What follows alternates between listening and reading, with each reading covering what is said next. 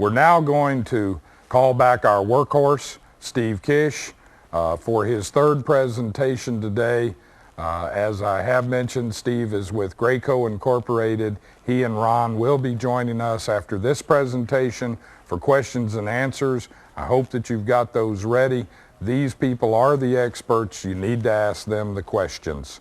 Okay, we're ready for Steve now. Go ahead, Steve, on electrostatic applications. Thank you, Cam.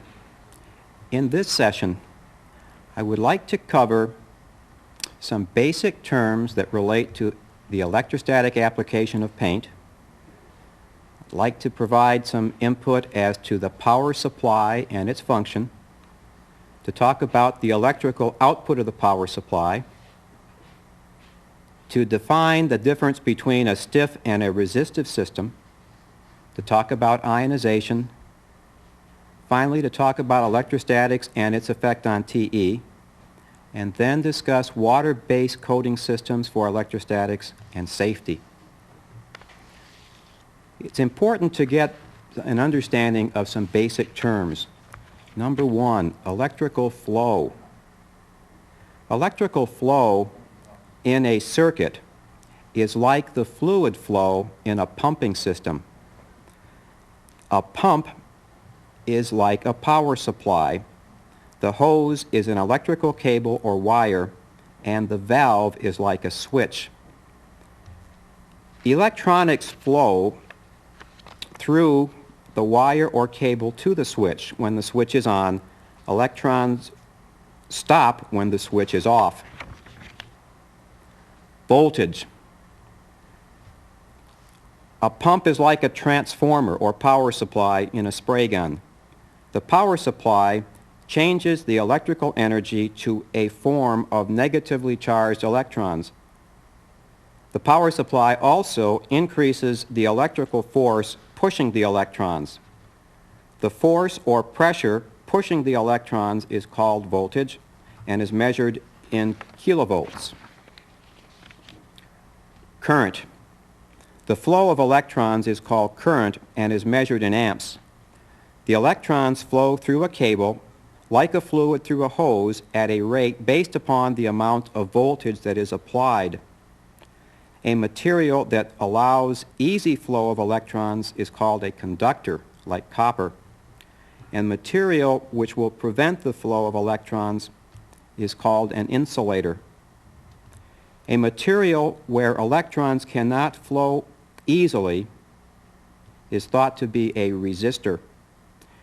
Resistors in an electrical circuit control the flow or rate of electrons. More resistance, less electron flow. Less resistance, more electron flow. Resistance is measured in ohms. Typically, the measurement is megohms, or millions of ohms. The last term is capacitance. And capacitance is the storage or accumulation of electrons on a surface. Provided that there is not a path to ground for those electrons, they will accumulate. The more electrons that can be stored on a surface area, up until a point where you will have those electrons leaving, and that is often formed an arc or a shock, the uncontrolled release of electrons is the largest concern of the electrostatic systems. Now, there are two power supplies. One is the external power supply, and secondly, the internal power supply. External power supply can be thought of as a transformer which is hung outside of the spray booth area. The external power supply will convert AC energy into DC and then take that energy into the application device. And the second form is an internal power supply. And to show you an internal power supply, I have brought a cutaway of a Graco 3500 gun which utilizes air pressure to spin a turbine. And the turbine is located at the back of the gun. The turbine is allowed to spin at 600 hertz, which would be 3,600 revolutions per minute. Through the electronics, that 14 volts AC that is generated is converted to 12 volts DC. The 12 volt DC is then ramped up through a 1,000-to-1 coil, and then through a system of diode capacitors, that 12,000 volts is converted to 65,000 volts through the power supply. This is a resistive system, which means that that 65,000 volts is at 0 amperage. As the gun is moved closer to a ground object, or if the fluid which is flowing through this passage is conductive, that charge will be decreased. The most current that you will get through this gun is 200 microamps. This stud resistor and the resistor in the power supply will limit the current flow to 200 microamps. At 200 microamps, this gun will generate 0 voltage. It is that feature that allows this gun to be taken into a hazardous environment, since there is not enough energy to cause ignition should this electrode come in contact with or in proximity to ground.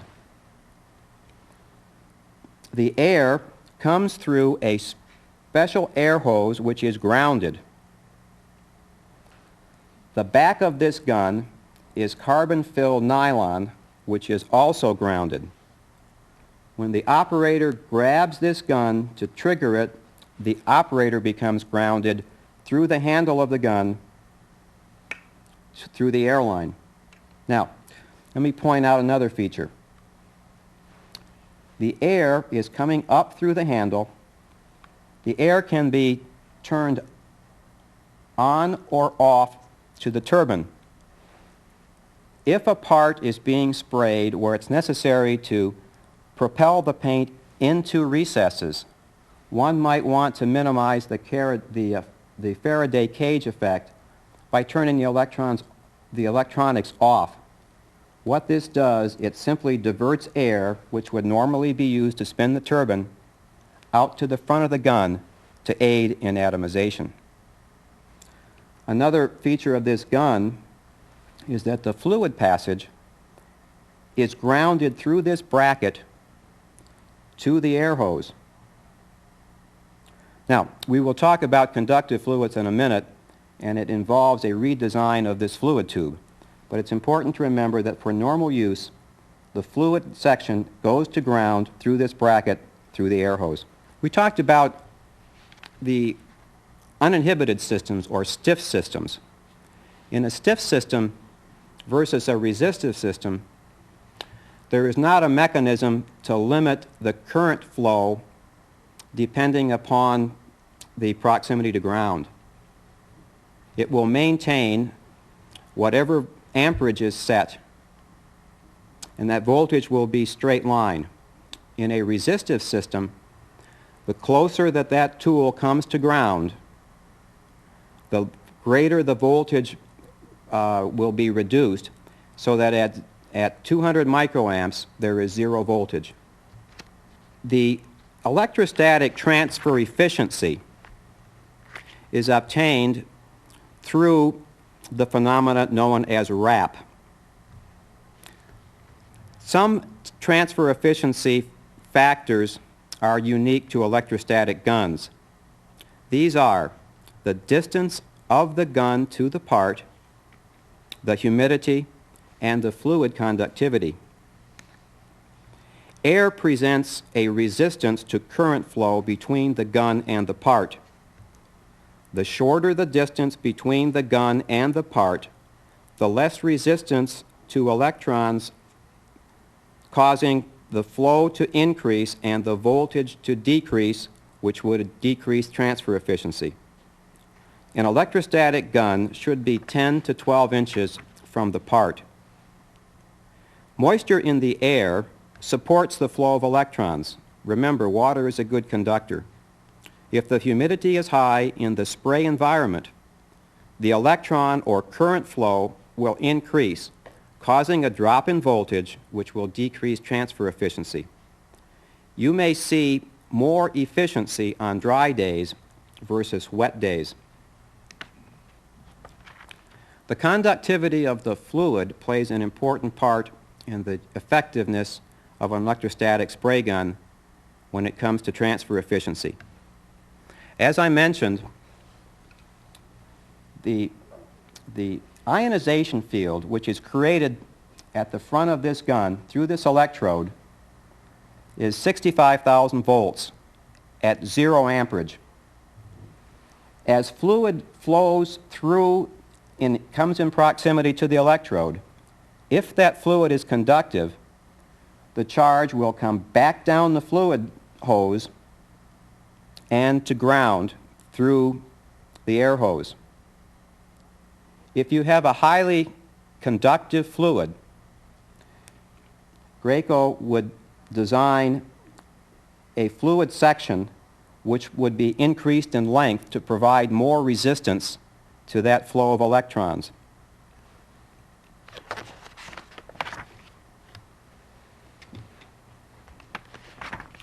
Now, water-based systems are unique.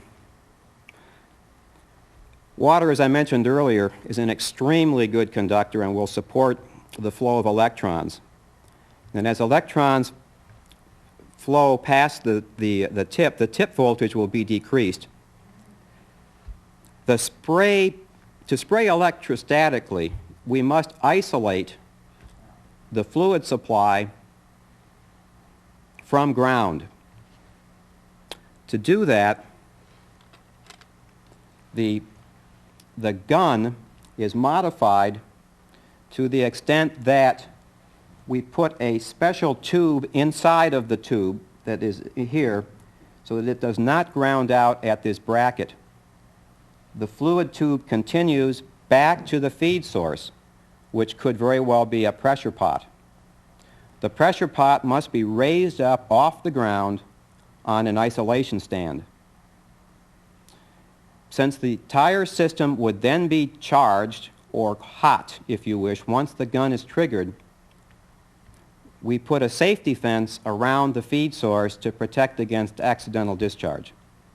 And that's how you would spray water-based coatings electrostatically. The safe operations of an electrostatic system require that the handle must be grounded,